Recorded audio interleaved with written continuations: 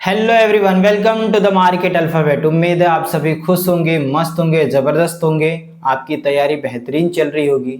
तो दोस्तों, हमने चालू किया था वेक्टर, और वेक्टर में हम फर्स्ट और सेकंड दो लेक्चर कंप्लीट कर चुके हैं। ठीक है, और आज का जो हमारा है वो वेक्टर का लेक्चर नंबर 3 है। इस वेक्टर के लेक्चर नंबर 3 में हम पढ़ने वाले हैं मल्टीप्लिकेशन ऑफ वेक्टर के बारे में। और मल्टीप्लिकेशन ऑफ वेक्टर पढ़ने से पहले हम सबसे पहले दो चीज़ें और समझेंगे, वो है यूनिट वेक्टर और ऑर्थोगोनल वेक्टर। तो चलिए हेडिंग लगाते हैं यूनिट वेक्टर। तो दोस्तों बताओ, यूनिट वेक्टर क्या होता है? हाँ पता है, आप बता तो नहीं सकते हैं लेकिन कमेंट में टाइप तो कर ही सकते हो। तो देखो, यूनिट वेक्टर क्या है? ऐसा कोई भी वेक्टर जिसका जो मैग्नीट्यूड हो वो 1 हो। अगर उसका मैग्नीट्यूड 1 आ रहा है, यूनिटी आ रही है in a particular direction, in a particular direction, तो ये भी चीज़ एक बहुत इम्पॉर्टेंट है कि यूनिट वेक्टर ऐसे वेक्टर को बोलते हैं जिसका मैग्नीट्यूड 1 हो और वो एक पर्टिकुलर डायरेक्शन में हो। एग्जाम्पल के लिए, जैसे मान लो कि एक वेक्टर दे रखा है a is equal to 2i cap plus 3j cap. अब ये एक वेक्टर है पर इसका जो मैग्नीट्यूड है वो 1 नहीं है। जब आप इसका मैग्नीट्यूड निकालोगे, मैग्नीट्यूड कैसे निकालते हैं मैंने बता रखा है। जो ये आई जे के कैप होते हैं, इनके आगे के जो नंबर है कोएफिशिएंट, उनका स्क्वायर करो स्क्वायर रूट के अंदर। तो इस तरीके से इनका मैग्नीट्यूड निकालते हैं। 2 का स्क्वायर 4, 3 का स्क्वायर 9, तो ये हो गया √13। तो ये एक यूनिट वेक्टर नहीं है। क्यों नहीं है यूनिट वेक्टर? क्योंकि इसका मैग्नीट्यूड 1 नहीं है। तो ऐसे वेक्टर को हम यूनिट वेक्टर बोलते हैं जिसका मैग्नीट्यूड 1 हो और एक पर्टिकुलर डायरेक्शन हो। तो यूनिट वेक्टर को दिखाने का तरीका यह है कि आप उसके ऊपर ऐसे कैप लगाएंगे। तो कोई भी वेक्टर को अगर यूनिट वेक्टर बनाना है तो जो भी वेक्टर है, जैसे ये एक वेक्टर था, इस वेक्टर को इसी के मैग्नीट्यूड से अगर आप डिवाइड कर देते हो तो ये एक यूनिट वेक्टर बन जाएगा। जैसे कि मान लीजिए मैं एक अच्छा सा एग्जाम्पल ले लेता हूँ। ये एक ए वेक्टर है जो कि 3i cap plus 4j cap दे रखा है। अब मुझसे बोला गया है कि वेक्टर निकालिए, यूनिट वेक्टर निकालिए जो इसी के डायरेक्शन का हो। इसी के डायरेक्शन का होगा मतलब क्या है कि जो डायरेक्शन इस वेक्टर का है वही डायरेक्शन उस वेक्टर का भी होना चाहिए जो वेक्टर आप यूनिट वेक्टर निकाल रहे हो। तो कैसे निकालेंगे भाई? मैंने पढ़ाया, अभी आपको बताया कि यूनिट वेक्टर अगर निकालना है तो जो भी वेक्टर गिवन है उस वेक्टर को उसी के मैग्नीट्यूड से डिवाइड कर दो। तो अगर यूनिट वेक्टर निकालना है तो ये हमारा फॉर्मूला है। तो सबसे पहले अगर मुझे ये फॉर्मूला अप्लाई करना है तो मुझे क्या करना होगा? ये जो ए वेक्टर है पहले सबसे पहले इसका मैग्नीट्यूड निकालना होगा। तो देखो, पहले हम इसका मैग्नीट्यूड यही निकाल लेते हैं। अभी मैंने बताया कि आप कैसे निकालोगे। इसके आगे के जो नंबर है कोएफिशिएंट, इनका स्क्वायर करोगे। 3 का स्क्वायर प्लस 4 का स्क्वायर, 3 का स्क्वायर कितना हो गया 9, 4 का स्क्वायर 16, रूट में 25, बाहर आके आ गया 5 यूनिट। तो ये 5 यूनिट आ गया। ये क्या है? इसका मैग्नीट्यूड है। चलो अब एक यूनिट वेक्टर निकालते हैं जो इसी के डायरेक्शन का हो।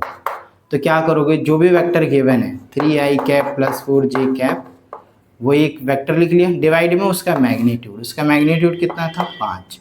तो आप 5 से डिवाइड कर दो तो ये क्या बन जाएगा? दोनों को डिवाइड कर दो, दोनों को दे दो ये 5। तो 3/5 i cap plus 4/5 j cap. अब ये जो हमें वेक्टर मिला है, ये एक यूनिट वेक्टर है। मैं क्यों कह रहा हूँ ये एक यूनिट वेक्टर है? क्योंकि जब आप इसका मैग्नीट्यूड निकालोगे तो 1, देखो इसका मैग्नीट्यूड निकालते हैं अभी। तो क्या होगा इसका मैग्नीट्यूड? 3/5 का स्क्वायर प्लस 4/5 का स्क्वायर। तो 3/5 अगर आप करोगे तो ये 9/25 बन जाएगा, ये 16/25 बन जाएगा। जोड़ो, ऊपर भी 25, नीचे भी 25, कट के 1 और 1 बाहर आएगा तो 1। तो ये हमने एक ऐसा वेक्टर निकाला जो एक यूनिट वेक्टर था और इसी वेक्टर के डायरेक्शन में था। तो समराइज करूं तो यूनिट वेक्टर क्या होता है? एक ऐसा वेक्टर जिसका मैग्नीट्यूड 1 हो और एक उसका एक पर्टिकुलर डायरेक्शन हो, निश्चित डायरेक्शन हो, आर्बिट्रेरी डायरेक्शन नहीं होगा। ठीक है, अगर कोई वेक्टर आपको दे रखा है और उसे आपको यूनिट वेक्टर बनाना है तो उसका सिंपल फॉर्मूला है कि जो भी वेक्टर दिया हुआ है उसको आप उसी के मैग्नीट्यूड से अगर डिवाइड कर दोगे तो आपको एक ऐसा वेक्टर मिलेगा जो कि जिसका मैग्नीट्यूड होगा वो 1 होगा। ठीक बात है। चलिए, तो अगला वेक्टर है हमारा ऑर्थोगोनल वेक्टर। ऑर्थोगोनल वेक्टर को हम परपेंडिकुलर वेक्टर भी बोलते हैं। तो ऑर्थोगोनल वेक्टर, जिसका एक और नाम क्या है, परपेंडिकुलर वेक्टर। परपेंडिकुलर वेक्टर ऐसे वेक्टर जो एक दूसरे की म्यूचुअली परपेंडिकुलर हो। क्या हो? म्यूचुअली परपेंडिकुलर हो। अगर वो म्यूचुअली परपेंडिकुलर हैं एक दूसरे के और उनका मैग्नीट्यूड क्या है, 1 है, तो उनको हम बोलते हैं ऑर्थोगोनल यूनिट वेक्टर। क्या समझाना चाह रहा हूं? जैसे ये एक एक्स डायरेक्शन है, ठीक है, ये वाई डायरेक्शन है और ये जेड डायरेक्शन है। ठीक है, एक्स डायरेक्शन में अगर आप कोई भी एक यूनिट वेक्टर लिखोगे तो आप आई कैप लिखोगे। आई कैप क्यों? आई दिखा रहा है कि आप एक्स डायरेक्शन में जा रहे हो, और अगर इसके आगे कोई नंबर नहीं लिखा हुआ है तो इसका मैग्नीट्यूड कितना हो गया, 1 हो गया। यानी आई कैप क्या रिप्रेजेंट कर रहा है कि आपने एक्स डायरेक्शन में एक वेक्टर लिया है जिसका मैग्नीट्यूड क्या है, 1 है। वैसे ही आप लो जे कैप क्या रिप्रेजेंट करेगा भाई? जे कैप ये रिप्रेजेंट करेगा कि आपने वाई डायरेक्शन में एक वेक्टर लिया है जिसका मैग्नीट्यूड कितना है, 1 है। वैसे ही हो गया हमारा के कैप, ये के कैप हो गया, ये जे कैप हो गया और ये आई कैप हो गया। अब ये तीनों वेक्टर, के कैप क्या है, एक यूनिट वेक्टर जेड के डायरेक्शन में। अब ये जो तीनों वेक्टर है आई कैप, जे कैप, के कैप, ये तीनों एक दूसरे के साथ म्यूचुअली परपेंडिकुलर है। म्यूचुअली परपेंडिकुलर का क्या मतलब भाई? ये 90 डिग्री का एंगल बन रहा है, इनके बीच में ये जो एंगल बनेगा वो 90 डिग्री का बनेगा, ये जो एंगल बनेगा वो 90 डिग्री का बनेगा। ठीक है, इसीलिए इनको हम बोल रहे हैं म्यूचुअली परपेंडिकुलर वेक्टर है, और ऑर्थोगोनल यूनिट वेक्टर भी इनको बोला जाता है। तो बस मेरे को इतना ही बताना था कि जो ऑर्थोगोनल यूनिट वेक्टर है आई कैप, जे कैप, के कैप, ये ऐसे वेक्टर होते हैं जिनका मैग्नीट्यूड 1 होता है और इनका इस्तेमाल किया जाता है एक डायरेक्शन को डिनोट करने के लिए, डायरेक्शन दिखाने के लिए। तो यूनिट वेक्टर का दुनिया में सिर्फ एक ही काम है और वो काम है कि डायरेक्शन बताना। डायरेक्शन बताने के लिए ही यूनिट वेक्टर का जन्म हुआ है। ठीक बात है। तो चलिए अब हम अपने मेन टॉपिक पे आते हैं। जो आज का टॉपिक था हमारा वो था multiplication of vector. Multiplication of vector. तो दोस्तों मल्टीप्लिकेशन ऑफ वेक्टर का क्या मतलब, हम इसमें क्या सीखने वाले हैं?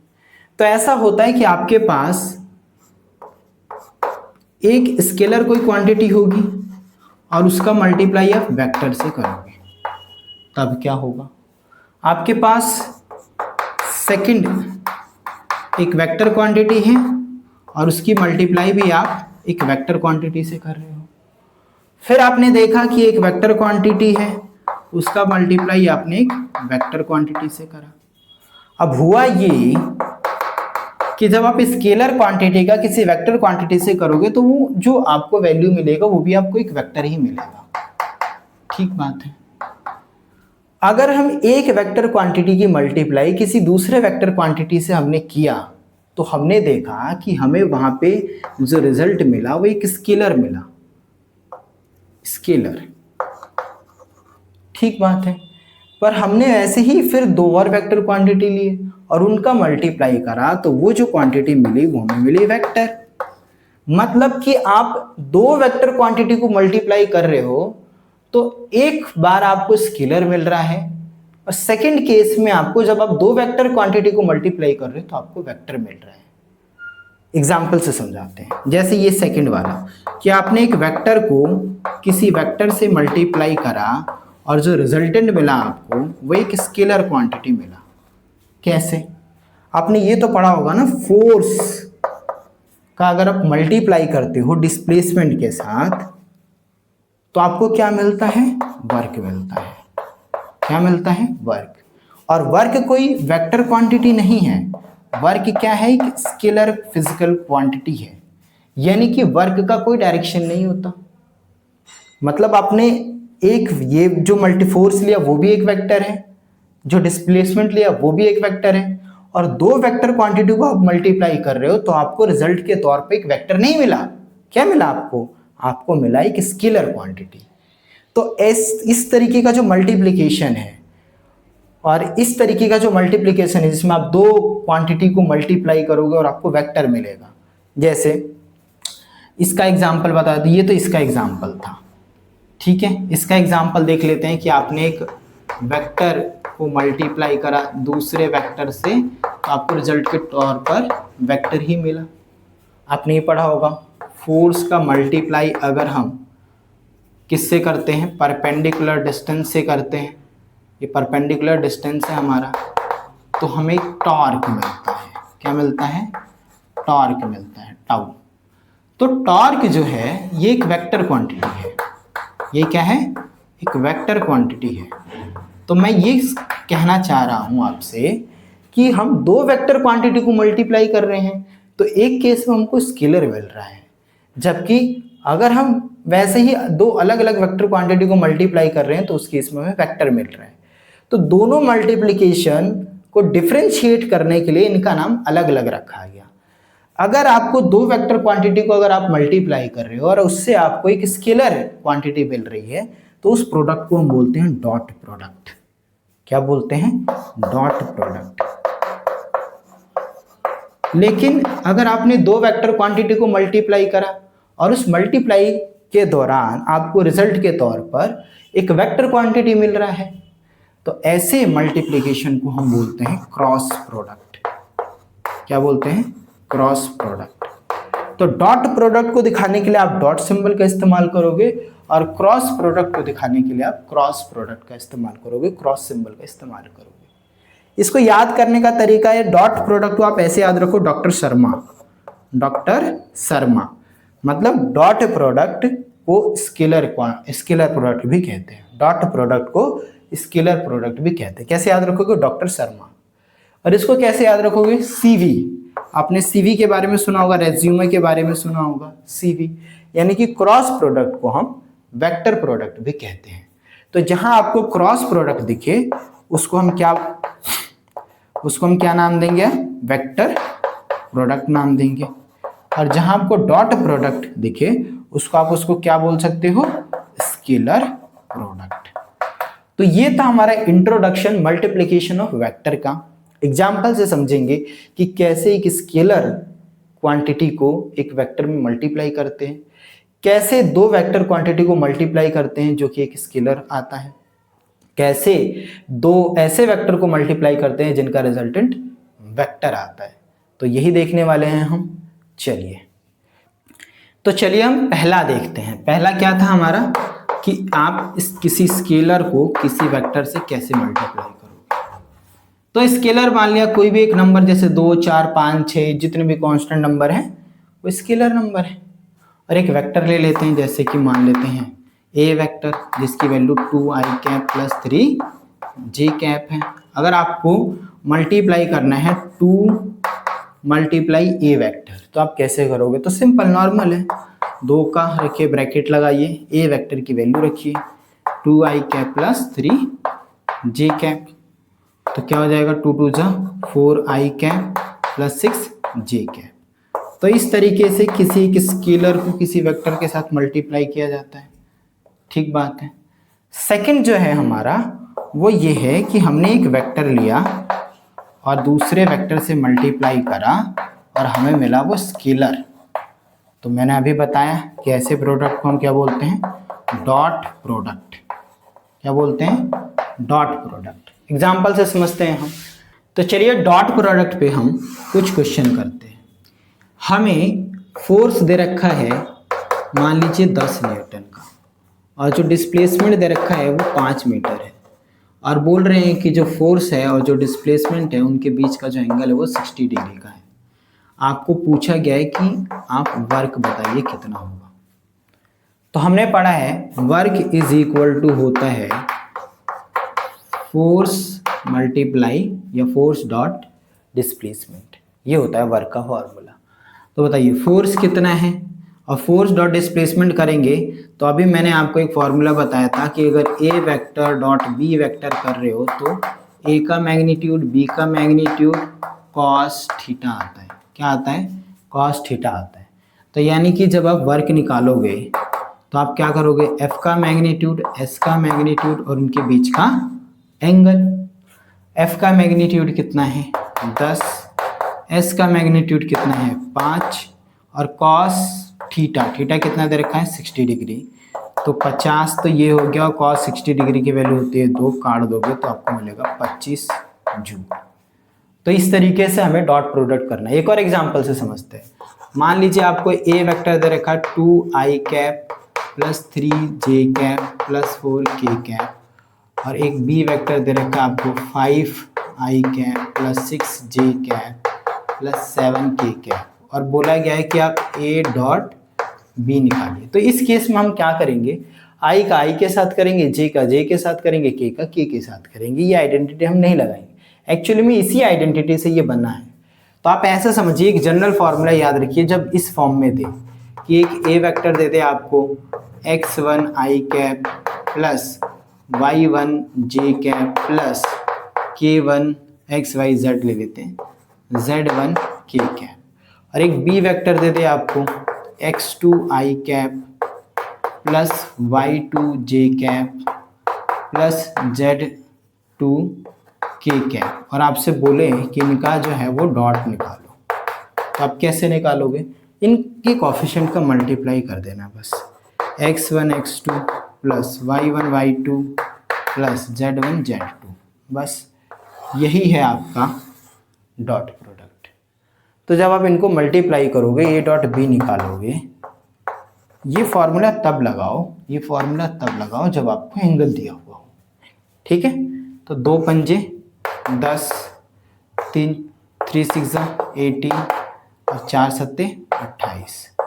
आप इनको जोड़ लो, 28 में 2 जोड़ोगे 30, 40 से 46, 46 और 10 56 आ गया। तो इस तरीके से हम ए डॉट बी निकाल सकते हैं।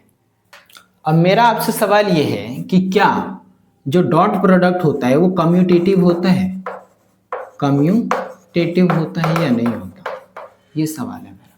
कम्यूटेटिव का मतलब है कि अगर आप ए डॉट बी निकालो तो क्या उसकी वैल्यू बी डॉट ए निकालोगे तो सेम ही आएगी क्या दोनों की? तो इसका आंसर है यस। जो डॉट प्रोडक्ट होता है वो कम्यूटेटिव होता है, यानी कि आप ए डॉट बी निकालो या बी डॉट ए निकालो, आंसर सेम ही आएगा। एग्जाम्पल के लिए मान लो कि एक 2 वेक्टर दे रखा है, ये ए वेक्टर है जिसकी value 2i cap plus 3j cap है और ये बी वेक्टर है जिसकी वैल्यू जो है वो 4i cap plus 5j cap दे रखी है और इनके बीच का एंगल मान लेते हैं 60 डिग्री है और हमसे बोला गया है कि आप बताओ ए डॉट बी कितना होगा। तो जब मेरे को ए डॉट बी निकालना है, इसका मतलब मुझे ए के मैग्नीट्यूड रखने होंगे, बी का मैग्नीट्यूड रखना होगा और कॉस थीटा रखना होगा। यानी कि मुझे पहले ए का मैग्नीट्यूड निकालना है, तो बताओ ए का मैग्नीट्यूड कितना हो जाएगा, 2 का स्क्वायर 4, 3 का स्क्वायर 9 यानी कि रूट 13। बी का मैग्नीट्यूड कितना हो जाएगा, 4 का स्क्वायर 16, 5 का स्क्वायर 25, तो 16 25 कितना हो गया, 6 5 11 2 3 41 हो गए, तो रूट 41 हो गया, ठीक है। तो मैं अगर इसकी वैल्यू निकालूं तो ए का मैग्नीट्यूड कितना है, रूट 13, बी का मैग्नीट्यूड कितना है, रूट 41 और कॉस थीटा यानी कॉस 60 डिग्री, यानी आपको मिलेगा रूट 13 मल्टीप्लाई 14 रूट के अंदर और कॉस 60 की वैल्यू 1/2। तो अब देखते हैं कि अगर हम बी डॉट ए करते तो क्या हमें आंसर सेम ही मिलता, वो हम यहाँ देख लेते हैं, बी डॉट ए निकालते हैं। तो बी डॉट ए का क्या मतलब होता, बी का प्रोडक्ट, सॉरी बी का मैग्नीट्यूड, ए का मैग्नीट्यूड और कॉस थीटा। बताओ बी का मैग्नीट्यूड कितना है, रूट 41 और ए का मैग्नीट्यूड कितना है, रूट 13 कॉस थीटा यानी 60 डिग्री। जब आप दोनों को मल्टीप्लाई करोगे तो 41 रूट 41 मल्टीप्लाई 13 और कॉस 60 की वैल्यू आ गई 1/2। तो क्या ये दोनों वैल्यू सेम है कि नहीं है, यस एग्जैक्टली सेम है। तो हम कह सकते हैं कि जो ए डॉट बी है वो बराबर होता है बी डॉट ए के, यानी कि जो डॉट प्रोडक्ट है, क्या कौन सा प्रोडक्ट, जो डॉट प्रोडक्ट है वो कम्यूटेटिव होता है। क्या होता है, कम्यूटेटिव होता है। अब मेरा अगला सवाल यह है आपसे कि आप ये बताइए कि अगर सेम वेक्टर को सेम के साथ मल्टीप्लाई कर दे, यानी कि ए वेक्टर का डॉट ए वेक्टर से ही निकालें, तो उसका क्या आंसर आएगा। तो जब भी आप ए वेक्टर का डॉट ए वेक्टर से निकालोगे तो ए का मैग्नीट्यूड, फिर से वापस से ए का मैग्नीट्यूड और इनके बीच का एंगल कॉस थीटा। तो ए वेक्टर का ए के साथ मैग्नीट्यूड निकालने का मतलब है कि ये ए वेक्टर का जो डायरेक्शन है वही इस ए वेक्टर का भी डायरेक्शन है, यानी कि दोनों सेम डायरेक्शन में, दोनों सेम डायरेक्शन में होंगे। जब दोनों सेम डायरेक्शन में, वहाँ थीटा की वैल्यू कितनी हो जाएगी आपकी, 0 हो जाएगी। यानी कि ए मल्टीप्लाई ये करोगे तो ए का स्क्वायर और कॉस 0, आपको पता है कॉस 0 की वैल्यू 1 होती है, यानी कि ए का स्क्वायर आ जाएगा। सिमिलरली आप उसी तरीके से जब आप बी का बी से निकालोगे डॉट तो आपको मिलेगा बी का स्क्वायर, सी वेक्टर का सी से निकालोगे तो आपको क्या मिलेगा, सी का स्क्वायर। यानी कि अगर आई वेक्टर का आई से निकालोगे तो मिलेगा आपको आई का स्क्वायर, जे वेक्टर का जे से डॉट निकालोगे तो आपको मिलेगा जे का स्क्वायर, के वेक्टर का अगर के से डॉट निकालोगे तो आपको मिलेगा के का स्क्वायर। ये बहुत इंपॉर्टेंट है, इस बात को समझिए आप। तो कुछ केस और कंडीशन याद रखिए, एक कि अगर ए वेक्टर की वैल्यू 0 नहीं है, बी वेक्टर भी 0 नहीं है, उस केस में आपने इन दोनों का मल्टीप्लाई करा और आपको मिला 0, यानी कि दो नॉन ज़ीरो वेक्टर का मल्टीप्लिकेशन डॉट प्रोडक्ट अगर 0 आ रहा है, इसका मतलब है कि ये जो ए वेक्टर है वो परपेंडिकुलर है बी वेक्टर के। ठीक है जी।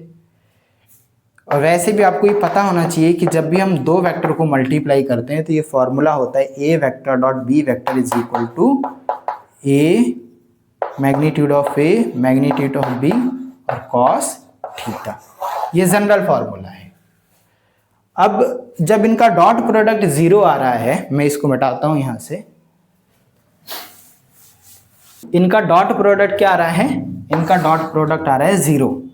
अगर a डॉट बी की वैल्यू 0 तो मैंने कहा a vector b vector perpendicular होंगे। चलो इस बात को हम यहाँ से प्रूफ करते हैं। ये जनरल फॉर्मूला है कि आप दो वेक्टर का डॉट प्रोडक्ट निकालोगे तो a का मैग्नीट्यूड b का मैग्नीट्यूड साथ में आएगा कॉस थीटा।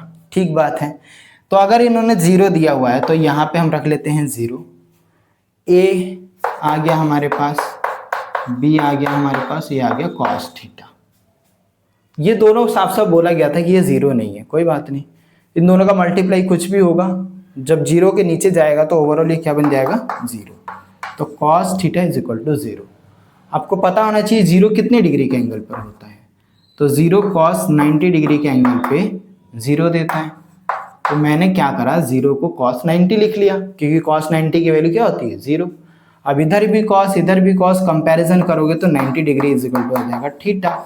मतलब कि जो ए वेक्टर है और ये जो बी वेक्टर है, इनके बीच में कितने डिग्री का एंगल बन रहा है जी, 90 डिग्री का। इसीलिए बोल रहे हैं कि ए वेक्टर और बी वेक्टर आपस में कैसे हैं, परपेंडिकुलर। तो देखिए हमें एक क्वेश्चन दिया हुआ है। क्वेश्चन ये है कि इफ ए वेक्टर एक वेक्टर है, a vector 2i cap plus 3j cap plus 8k cap is perpendicular to 4i cap minus 4j cap plus alpha k cap, then find the value of alpha.